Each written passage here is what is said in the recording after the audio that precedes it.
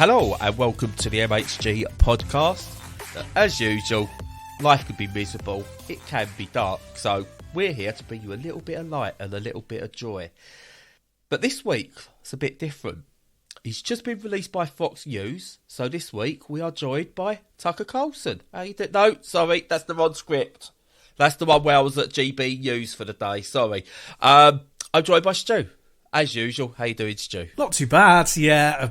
Hopefully the opposite of Tucker Carlson. And I was watching a thing about him not long ago, actually, about how he was, his career is kind of like based off the back of, a lot of these white men failing upwards, getting lucky. He was a personable presence, and he discovered that instead of being moderate, if he went further towards the right wing, that he would get more attention and more views and more engagement, and did that instead. So yeah, just reinforces that, it's not most of the people who are mouthpieces for the right who you find on YouTube and on telly are very often they're not right wing, or they're just ambivalent, and they're just doing it because it makes them a lot of money. Tucker Carlson, literally, I think it was the day after or 2 days after he got fired, basically went, yeah, I'm a grifter. This is what the media don't want you to know. They want us to do this stuff, so we do it and get paid more. It was like, mate, you've harmed so many people with these words that you say, and you're now saying that you didn't actually mean all of them, and it was just a grift. That doesn't make you a better person. Nope. No, It makes you worse. Probably a sociopath. I think I've said this before. I think that the prevalence of sociopathy in as we define it as like somebody who struggles to or either has no empathy. I think the prevalence of it in society in the Western world is far higher than we give it credit for, and pretty much everybody who's in that kind of industry, who you're getting negative vibes from, is probably a sociopath. Yeah, definitely. I think Tucker Carlson and the ilk from Fox News proved themselves to be probably the heads of the sociopath league. Yeah, precisely. Talking of industries that are worse than Fox News. Yeah, nice light start. Yeah, go on. Hello. The video game industry, Stu. I know, right? It's really weird, the video game industry. But today, look, for the last few weeks, we've been focusing on just like talking about games and stuff like that. Mainly time constraints, but also, as we say, life's bloody miserable. So we just talk about the good stuff where we can at the moment. That's right. Because neither of us want to fall into a deep depression to think about what's actually going on at the moment. That's right. Cereal's expensive, and I don't want to go down that route. Everything's expensive. Oh, God, yeah. Yes. I will ask what you've been playing, Stu, but then you're going to turn it around and ask me. Yeah, so segue time. So, yeah, cereal's expensive. You know what else sometimes contains cereal? Series of video games that are serialised? Yes, that's right. Video games, Brad. So, Boom, mic drop, I'm out of here. So, what have you been playing that is a video game? Oh, look at the plot twist there. I know, right? It's like full David Lynch territory. That's really weirded people out. Operating on so many levels here now, Bradley. Yeah. I know. First one I've been playing, we've done a plot twist, so to the absolute surprise of no one, I've managed to find a game that is roguelike, puzzle, city builder, deck builder. Hey. I've managed to find a game that puts all those in it together. Bingo! So, yes, it's Brad Bingo. TerraScape. I've realised I was looking through my Steam list and I've got 5 games in a row that have the word Terra spelt Terra as part of the title at the start. Yeah. So there you go. It's that ants and a Bug's Life thing all over again. Yeah. They're all coming out at the same time. And they're all different, though. That's the good thing about it. But this one is basically a city builder that takes influence from... Well, it doesn't take influence from, but has that kind of hexagonal build thing that you see in North Romantic, which is one of my favourite casual builders you can get out there. I think it's absolutely brilliant. But what this does, instead of just going, oh, that's North Romantics, and we'll just do that, and we'll just do the hexagonal city building thing, what you actually get is you get different cards. You have to use these cards to lay different types of land. So it could be like building, farms, etc., loads of different types of ones. And every card you lay has an area of effect status to it. So you might lay a farm down and you might get bonus points because it's next to green area. Or you might lose points because it's near a beach or things like that. So you have to really consider where you're placing things. Like you get dealt cards at random, you can build your deck up for other runs and things like that. But instead of just like placing and thinking about like, do these land tiles match, or what's the economy going to be like, you've really got to think about what deck you've built. So you might go, right, I've built a deck that's got lots of farms in it, but I've only placed at this point of the game 2-3 farms, and I know I've got a whole bunch of them coming. So where can I place it? How can I strategize, etc., and how can I build out from there? And I'm really enjoying it. It's challenging but fun at the same time, and it doesn't insult your intelligence by hand-holding too much, but at the same time doesn't go overboard the other way to expect everyone to know everything about the game. And I think, like, I've been playing it for a few hours, and every run I've had of it has felt very different when I've built my deck and I've tried different approaches to it. And it works really well on the Steam Deck, which is really good. And yeah, something about sort of when you've got a tile, you're going, oh, I'm trying to place a tile, and it's only going to give me a score of 5. And then you find you can actually lay it somewhere and it'll be 5-6 times that score. It's like, yes, I'm going to really improve my score. And then the further you get, the more cards you get positive influences, you get negative influences. And yeah, it just takes all the core concepts from about 3 different genres and just molds it all together into something that's coherent and works really, really, really well. Cool. Yeah. I got no problem. I know you're going, yeah, I don't like these games. Yeah. These are not for me. Yeah, but I'll try and be the voice of the audience. So that sounds good. It sounds like it's doing things really well. Does it have like an end game, or is it just you're trying to be better and better each time, or does it actually finish at some point? So it's early access at the moment as well. So at the moment, I'm only playing it, and it's just like replaying and building your deck. Like, I love it. But it also has a multiplayer mode. So it's almost got like this board game style to it as well. So the idea is you play multiplayer and you've got to try and get the better score than your opponents and things like that. So you've obviously, when you're playing, you've got to develop your strategy differently, because you've then got to develop your strategy to get your score, but also can you do ways to stop your opponent's scoring and things like that. Now, I've not really tried much of this mode because apparently I haven't got many people I know who like these sort of games. So I've not really played much of that at the moment. I've given it a quick go and I really enjoy it. It feels like one of those, like, like a Carcassonne or something like that.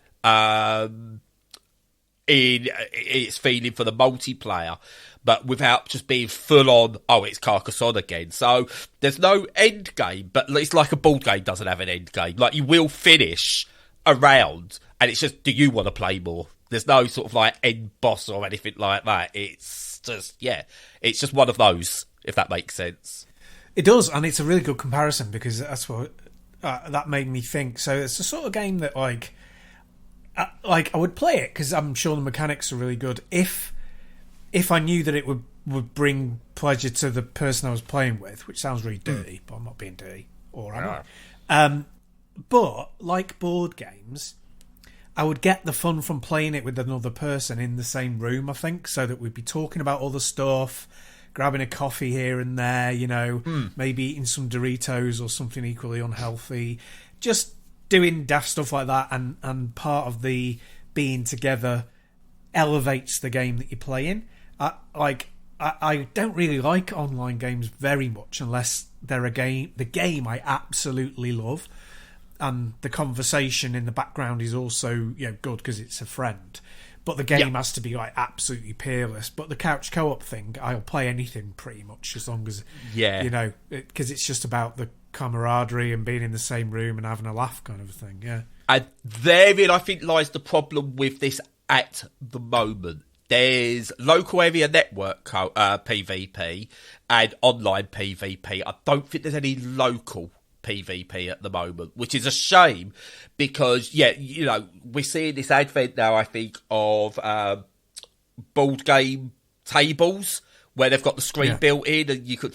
and this feels like this would almost be ideal as a digital board game on a table where you sat together. Or even if you put it on the TV and sat together. And my suggestion would have been, if you fancied it, we could do like remote play, but I don't think it's got that as an option.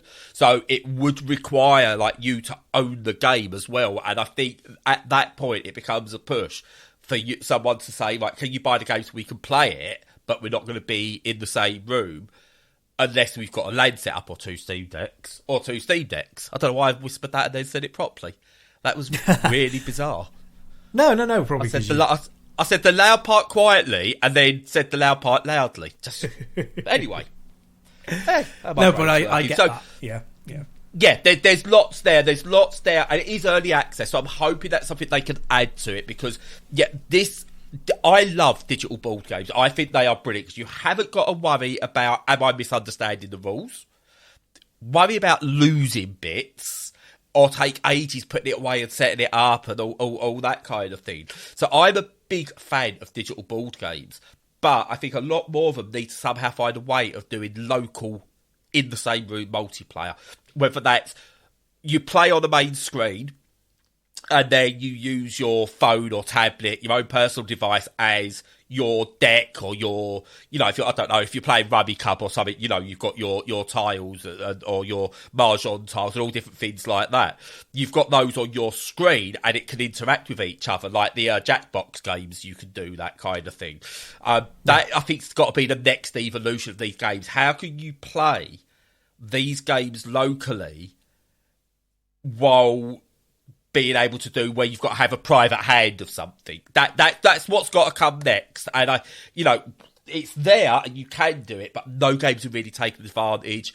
This is one where this could maybe do something with it. This could maybe look at down the line, if it's successful enough, can they do something with that? Can they make it that asymmetric, same room, different device type thing that works? But the groundwork's there. The single player is really good. The online multiplayer, from what I've played of it, is really enjoyable. And it's a really good game, and I hope to see it improve and do better. Nice. Yeah, no. It sounds like it deserves to have that functionality. I'm sure they would love to, and it's probably just money that's prevented them so far. But yeah, fingers crossed. Let's hope they can do it. Mm-hmm. So, what have you been playing, Stu?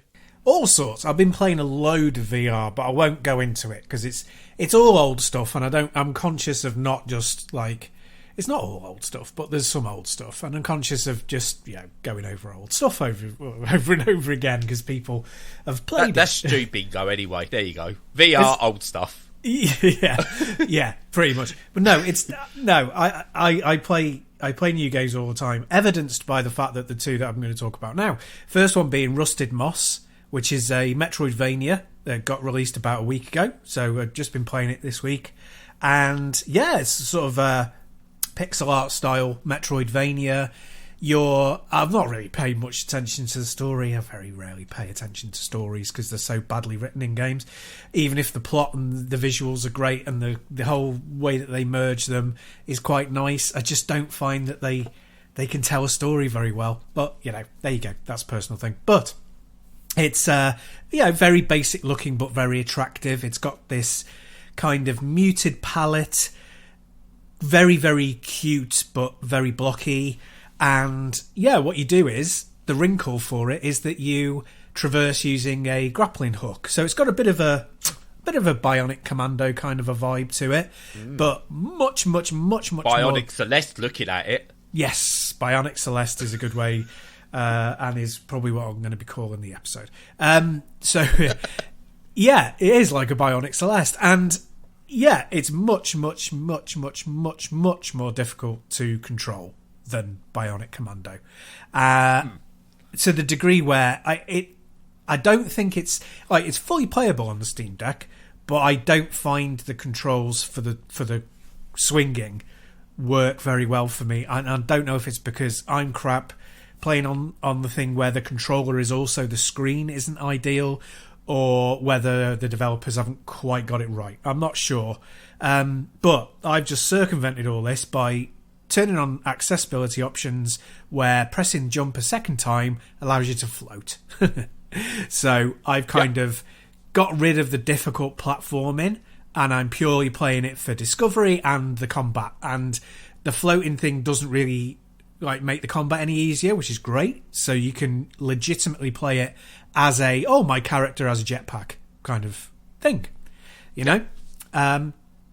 So yeah, you go around, you explore, you level up a little bit, grab items, save your progress at save points, find teleporters. It's exactly what you'd expect from Metroidvania. Looks very pretty. Really, I kind of really like the storyline, even though I don't like the way that it's written down. I don't like reading stuff when I'm playing a game. Yeah. The maps are good. They're not amazing, but they're good. It's a very interesting Metroidvania with a strange and easily circumventable control scheme. It's worth a check. It's worth checking out. As I say, it works very well on the Steam Deck on a technical level. It doesn't have any problems whatsoever. If you wanted to, and if you find that it does, you've got the option to just fly around. So yeah, check it out. Your mileage may vary on it, and it will depend on how many of the recent Metroidvanias you've played and your appetite for them and all that crap. But watch some few videos. If you like the look of it, maybe jump in. I think it's around the £15 mark. And what I'm not happy with you, Stu, right? You call it out like poor level design, or not the most impressive level design, right? Okay. Can you do better? Can you prove you could do better? Is there a way to show you could possibly do better in this? Do you mean, is there a level designer? There's a level editor. There is a level editor. Yeah. That's what I was saying. Well, I'm not really upset or disappointed with you, Stu. Yeah, I noticed there's a level editor. There's one thing we could be thankful for Super Mario Maker for, and that's the advent of games that put in full level, use their tool sets to allow you to make your own levels. I know Trials did it, like Trials HD and Evolution and all that, but Mario Maker really popularised it and made it accessible.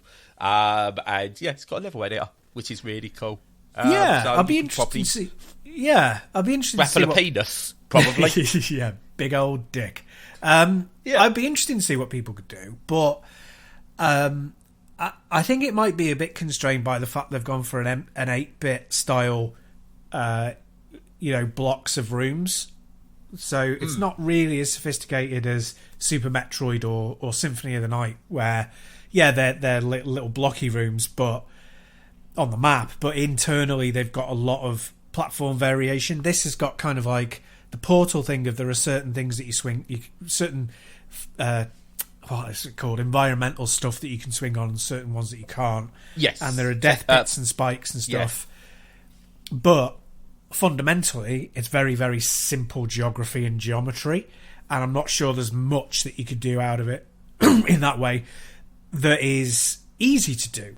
I'd say, again, as I mentioned a few weeks ago, I think indie developers are using 8-bit as their platform kind of lookbook to design on. Yeah. Because it's easy, it's very attractive, and it's selling because of the retro nostalgia. I would actually prefer these things to be built on something a bit more sophisticated, which is the 16-bit era, and I don't think it is. But yeah, that's a personal gripe. You take things for what they are, and it's a good game. Cool. Yeah, I think I've added that to my wish list. I think that is prime Humble Bundle at some point by the looks of it. Yes. So yeah, I think I'll pick this one up when it's on the cheap or in a Humble Bundle. Yes. Yeah. Cool. So, from leaping around with a grapple hook, oh god, here we go, to grappling bubbles and things that are magical with women's. Magical Drop 6. There was a link there. You kind of fire up and you collect your colours and then you throw them back up. You kind of grapple them down and stuff like that. So there was a link. Tell you what, right, in the spirit of the last game's level editor, make your own segue up. There you go. Editing your own segue, people. We like to give back. I don't know what I'm talking about. Anyway, Magical Drop 6. Right, first of all, do you know what a Magical Drop is, Stu? I know the game series. Yeah, it's brilliant. I love Magical Drop. This is more Magical Drop. So, what you been playing? No, it's more Magical Drop. I'm up for more Magical Drop. It's got puzzle modes, it's got versus modes, it's got a story mode, and like every single Magical Drop game that I think I've ever played, you go into like the main mode, and the first level is brutal. I mean, it's like these people looked at the first level with Driver and went, hold my beer. Because I spent an hour trying to beat the first level of Magical Drop. Rest of it, piss easy. You're not piss easy, but it's like I've not screwed up at all. You know, I've not had to repeat a challenge more than once. But that first level took me forever because it's just, it just like you go in it goes, we don't want you to see any more of this game.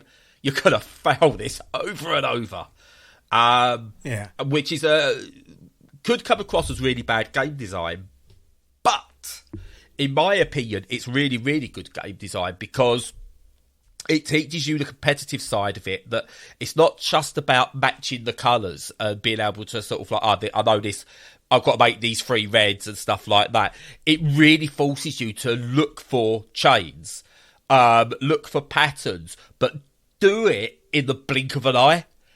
Magical Drop has always been about going fast. And reacting to things super fast, especially in like battle modes and stuff like that.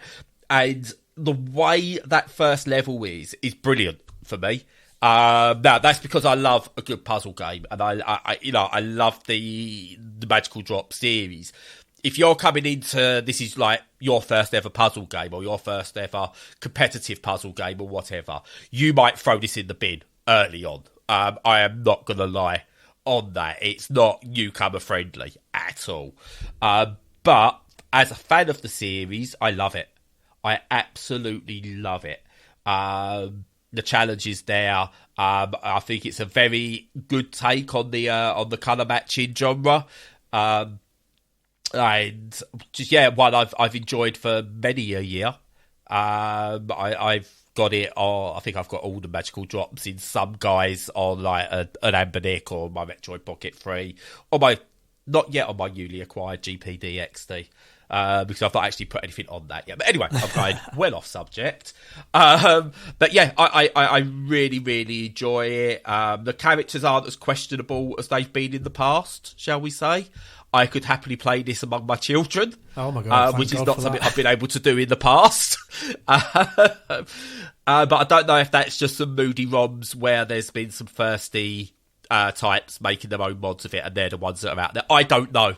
But obviously this is a Japanese-based original, so make of it what you will. But this one's a bit more family-friendly.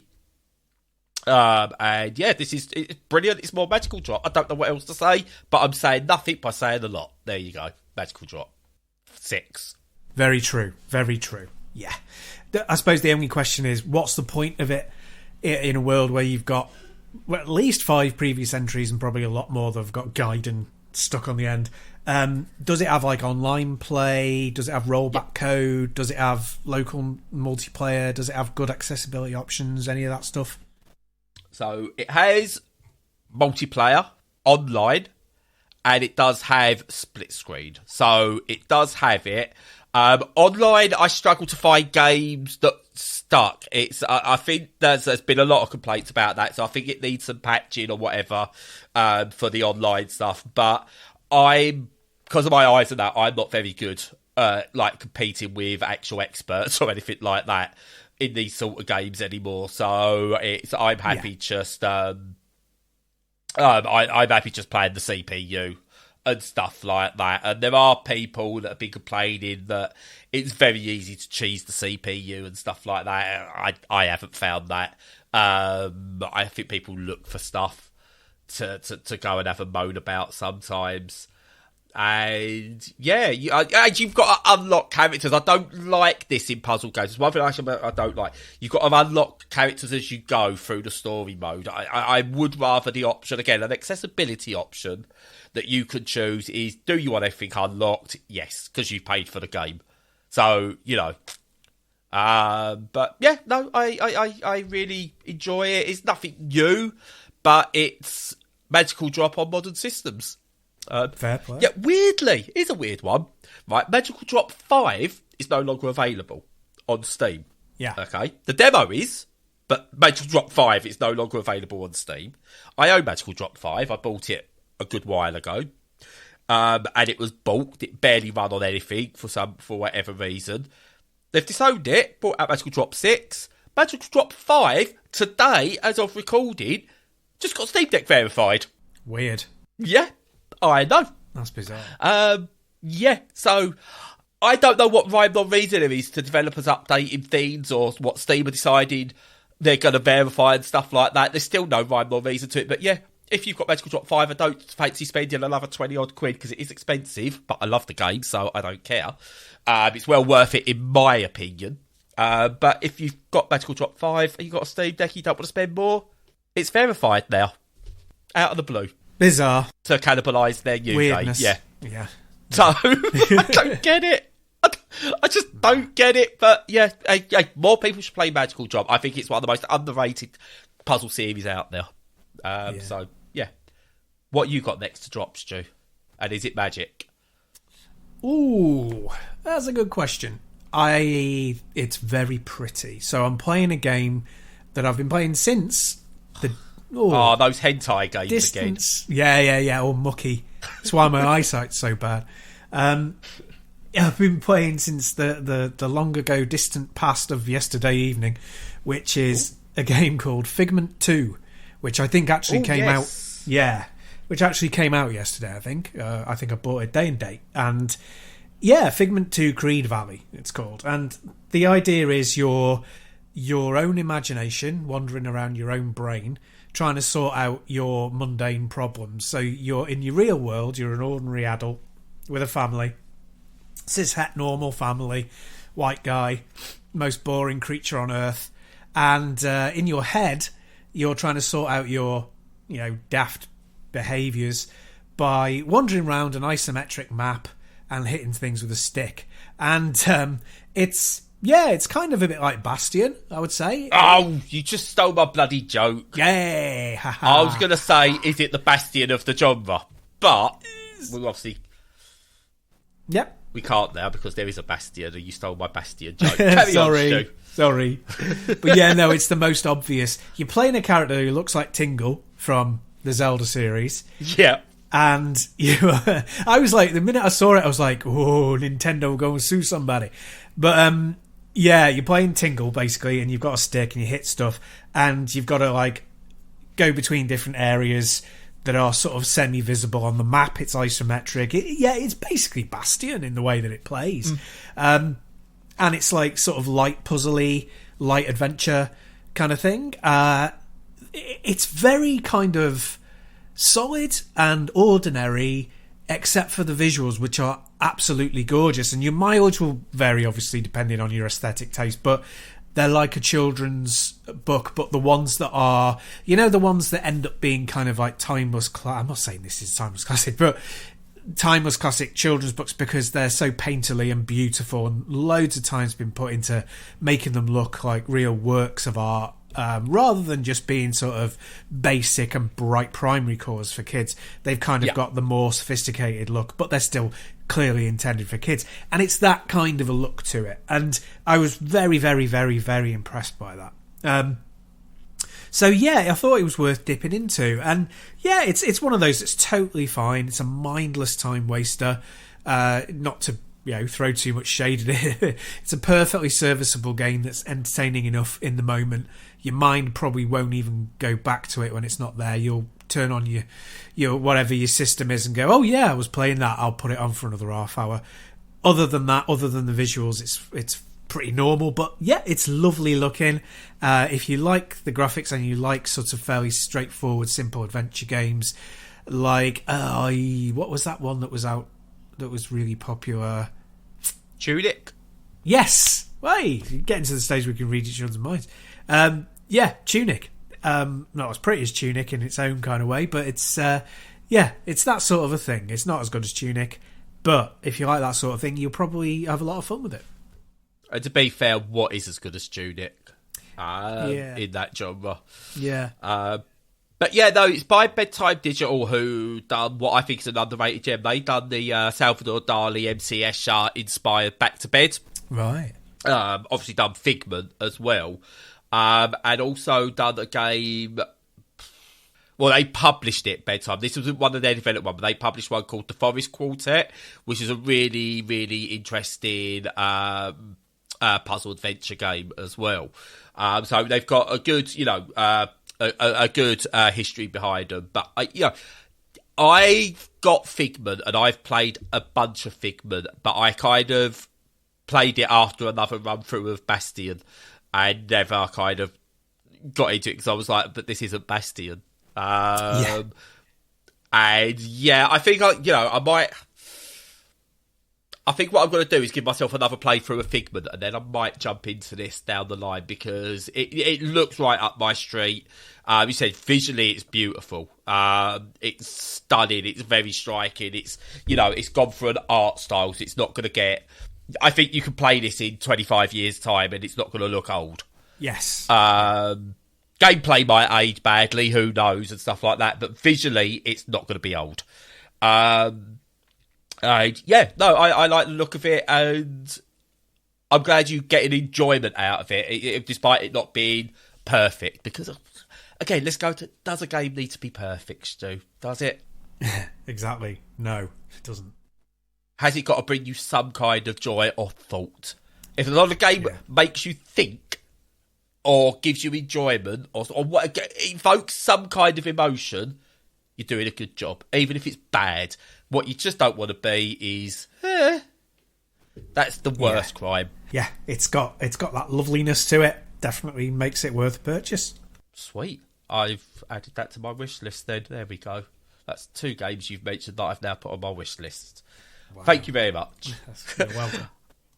So I've got one more that I want to touch on, and it's one I can't speak much about because it's a detective game, immersive, like sim type thing with lots of stories, lots of twists, etc., etc. So I can't say too much, otherwise it will ruin the experience. But basically, I've been playing Shadows of Doubt, which is it's a sandbox detective stealth game, is what they've called it. That's got a Minecraft pixelated HD 3D look to it. It's a really interesting visual style. Yeah. It's got lots of neon and stuff like that to it. And it looks like it could have been done within the Minecraft world. It's just really, it's really bizarre, but looks more real than Minecraft. My brain can't quite get my head around the look of this game. Anyway, the idea is you basically are on the hunt for a serial killer. I'll try to work out what I can say without going too much. You're on the hunt for a serial killer, and you're in this city, and you've got to go round and look for clues, put things together to try and find them. And the hook is the world you're in is fully simulated. So you could go and do whatever you want to do, and the world lives on. So you could stand there and do absolutely nothing for 6 hours straight if you wanted. The world carries on living, fully simulated, which I think is really, really a great idea. And you get total, they claim total freedom. And sometimes when you get a game goes, you've got total freedom, and then you kind of go into it and go, well, you say I have, but I kind of haven't. Bit like the Hitman games. Yeah. Where, you're saying I've got total freedom, but, look at all these goals I've got to complete. And if I don't do it, apparently that's not the right way of doing it. So, no, this is, you could, basically, you could just ignore it if you want. That doesn't sound like that's a good thing, that you can go into the game and just do nothing. And that will still play out. And stuff will still happen around you. But you can if you want. You can go into it and do nothing. You can accidentally chance upon something that's important. You can go really in depth. So it goes to the point where you could do, like, just check out CCTV footage. And that CCTV footage has actually happened in the game as well. And... it's not sort of like, oh, it's pre-canned. It's actually happened. And it's just like, it's just really, really cool. And then you could do things like you could put together your clues on a Charlie Day style crazy conspiracy board if you want. And it's like every single citizen you meet is their own individual personality. They have written, like, there's these mini bios for every single character you will come in contact with. There's this main overarching story, but you can do loads of little jobs to finance it, and so on and so forth. And it's not just, oh, you've now got all these goals, and that's it. You've now completed this case. You've got to gather the clues, whatever that is. So it could be CCTV, it could be like getting like interviews or even getting fingerprints and things like that. You've got to gather that all up and prove to someone that the person you're trying to go against, for like in that particular case, has committed this crime. And you've got to prove that. It's not just, oh, you've done this checkpoint, this checklist of stuff, and that'll do. You could get all the bits, but if you can't then prove it, doesn't matter. You could still lose out. And it's got their own little bits. So I don't think I've touched all of it yet, or hardly any of it, because it says like things like not picking and sabotaging security systems. I've not done any of that yet. And I feel like I've got quite a lot out of the game already, and it's just what an experience this game is. It's not perfect, it's a little bit buggy in places, and but it's so ambitious. You can forgive the bugs that it's got in places. Yeah. You really can forgive it. And what it's done as well is, because it's chose this art style, I might be wrong, but this Minecraft art style is very cheap in terms of space and resources. Because there's lots of reused textures and stuff like that. And Minecraft is only a few hundred megs, is it? Something like that. Probably. For massive worlds. I don't know. I'm sure it's only a small download, or it was at one point. It might all be different now. And so what they've done is this really cheap, pixelated 3D art style, which means they can then focus all resources into making the world believable, despite it visually not being believable. So it's, to compare it, the only other world I've been in where I've gone, this feels like a real place, is Red Dead Redemption 2. Yeah. That's the level of immersion we're at here. Now, I've said before, I really love the Yakuza games, the Like a Dragon games, whatever we're calling them these days. I really like those because they take the open world and shrink it, which makes it feel more alive. But it always felt like a video game world still. Red Dead Redemption and this take it to a level where it's like, I feel I could just live in this world. No other video games, apart from those two, have made me feel like that. It's really, really impressive. Nice. Yeah, it looks good. Yeah, that's the sort of thing I might watch somebody stream, on Twitch or something. And it's still early access, so I don't know what's to come from it. Again, that will explain the bugs. And again, I've tried not to go too far into it, because if it's early access, I want to play the final full thing. So now I've spoke about it, I am going to step back from it until it gets a massive update. But, oh God, yeah, it's so worth it. It's so worth picking up. And it's 15 quid. It's, it's 15 quid. And it's just, that's all I'm going to say, man. It's just, get it. It's brilliant. It is kind of amazing when you have such sophistication and thought in a game, and it's like, it's 15 quid. It's like, that's amazing. Yeah. Oh, you can go spend 60 quid on whatever Ubisoft are pumping out next. Your choice. Not happening, mate. No. So yeah, absolutely wonderful, wonderful, wonderful game. I don't know, like it's an indie game, obviously. I don't know if it's like a team or if it's a single person. But it's also like it's by someone called Coal Powered Games. That again, that could be a team. It could just be a single person called Cole. I don't know. But it's also the person behind what I think is, again, a really underrated, and it almost comes full circle, and I haven't planned this, honestly, a city-building deck game strategy puzzle game that came out back in 2015 called Concrete Jungle, which was really underrated in my opinion. It's brilliant, but it's by the team who done that. This is their next project, and yeah, just... they're 2 hits on their hand. They've made 2 games in 8 years, and both are brilliant. So there you go. Cool. I shall be keeping my eye out on those, definitely. Indeed. And just to finish off, very quickly, Nintendo are dicks, aren't they? But I'll shut up now. Yeah. Yeah. That's absolutely right. It's getting harder and harder to find a big publisher, even if they are also the developer, who you can kind of go, yay, we like you. It's very challenging. Very challenging. Just play indies. Yeah, most of the time. Indies in the future. Yeah. And the past. And the present. The lot. Yeah, we need to have that conversation. Well, revisit what we talked about, what Jim Sterling mentioned about... I can't remember the exact phrase they used, but it was... pirating from Nintendo is just reclaiming. It's like reclaiming what's yours. Reclamation. Yeah. We need to discuss that. It's your moral obligation to steal or pirate from Ubisoft and Nintendo and companies like that. Yeah, that's what he said. We need to chat about that, I think. Yes. Yeah. But I'm still watching Devolver because I'm still unsure where Devolver are going to go. Yeah. They're still the right side of the line, but they're getting bigger. So I'm watching you, Devolver. I know, right? Literally, because I'm on the Steam homepage and they've got a big banner at the top. So I was literally watching Devolver there as well. Yeah, we'll pick that up next week, have a chat about it, I think. Yeah. Yes, definitely. Yeah. But yeah, I'm shutting up still. I'm shutting up. You made me talk again. I'm shutting up. Yeah, that was totally my fault. Always try and cut you off as much as I possibly can. That's a good thing to do.